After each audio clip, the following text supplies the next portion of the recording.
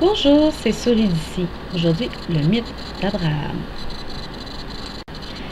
Si les croyants des trois religions abrahamiques classent volontiers beaucoup d'histoires bibliques dans les mythes, celui d'Abraham, par contre, est plus difficile à y classer, puisque il est le père physique des trois religions.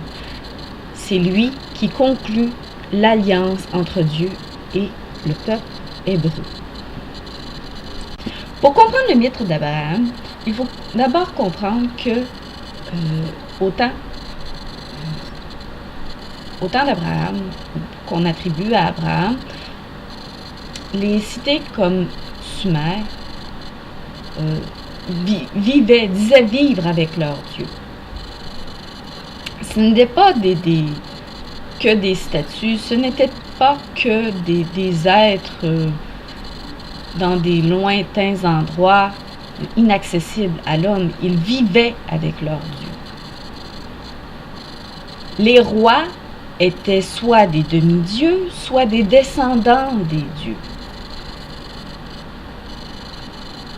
Le pharaon en est un bon exemple. C'est en Égypte, mais c'est pas le même lieu, mais c'est le même principe.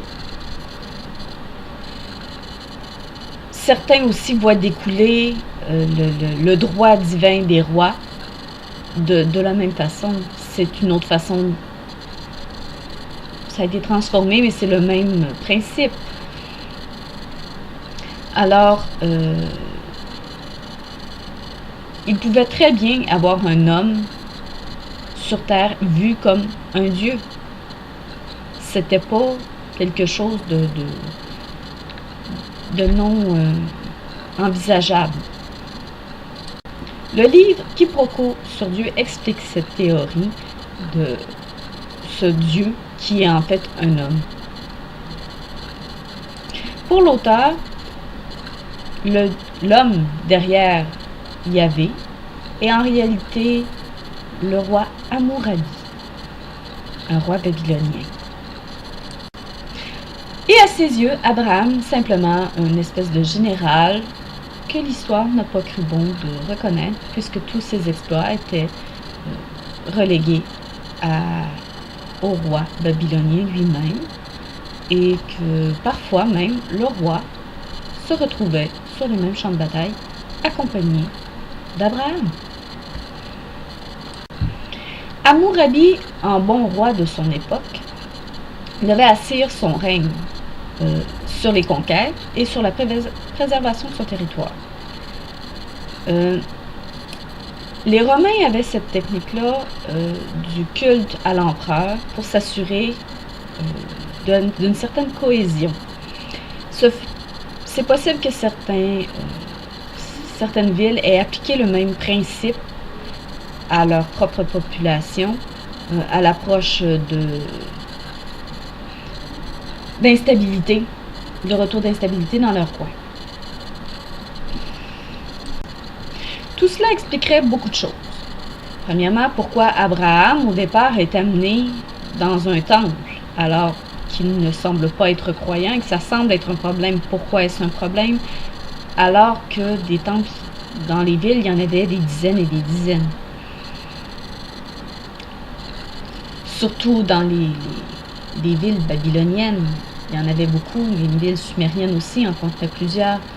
Alors pourquoi soudain c'était si important? Probablement à cause d'une instabilité, et ça expliquerait pourquoi Abraham a comme message de partir.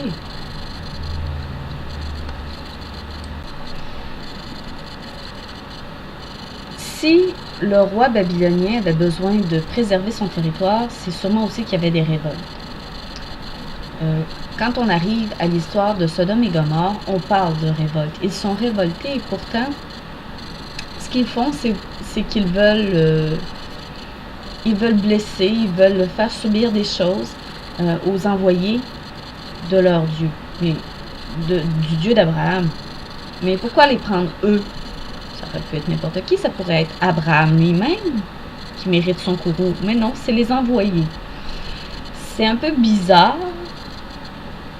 Mais c'est ça. Mais ça serait facilement explicable si les gens de Sodome étaient simplement en révolte contre le roi et qu'ils ont reconnu les envoyés du roi.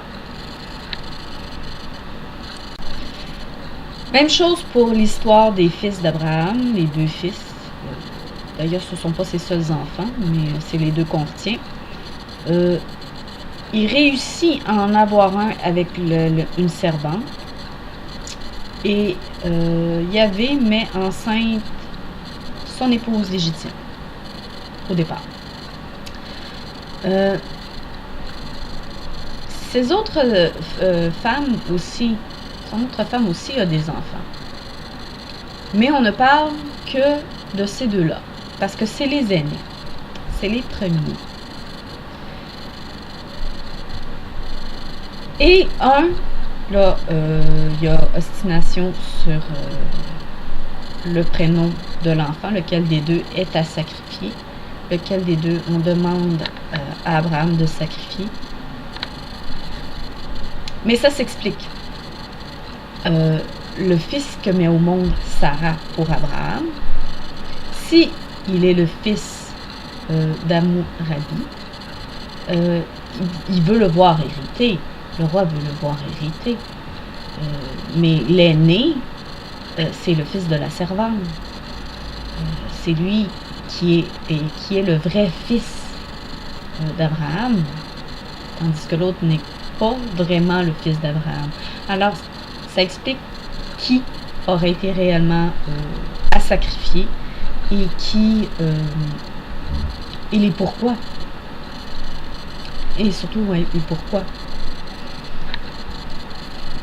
Bon, si on fait remonter Abraham à avant cette époque, ça pose problème pour une autre chose en particulier, c'est l'histoire des chameaux.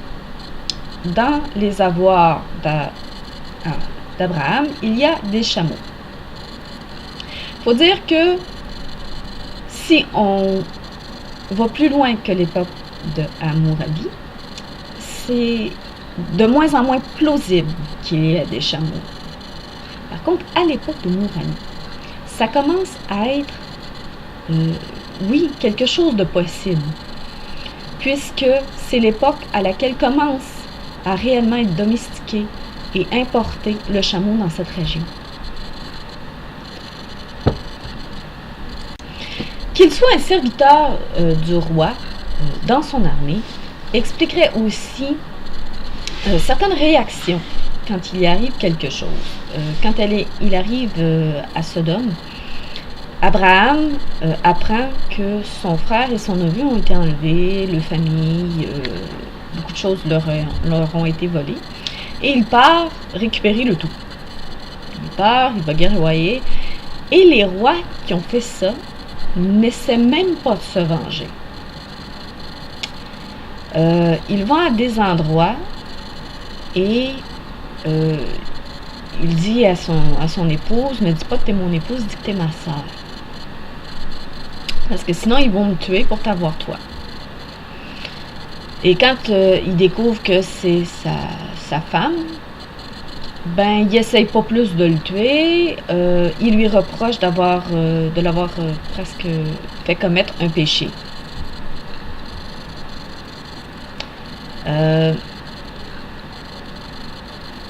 Ça s'explique, la réaction un peu bizarre de ces gens-là s'explique si vraiment le meurtre était considéré comme une bonne chose pour récupérer une femme. La seule façon de voir que ça s'explique logiquement, c'est que c'était elle qui était la personne importante là, puisque c'était la mère de l'héritier d'Abraham, ou plutôt la mère du fils d'Hammurabi. On pourrait en dire encore beaucoup, beaucoup sur Abraham et tout ce qui colle ou colle pas à la réalité. Pour ceux que ça intéresse, quiproquo sur Dieu est très intéressant. Il y a aussi beaucoup de sites qui en parlent. C'est vraiment très vaste. très vaste. Mais j'espère que ça vous a intéressé et au prochain mythe. C'était sur d'ici. À la prochaine.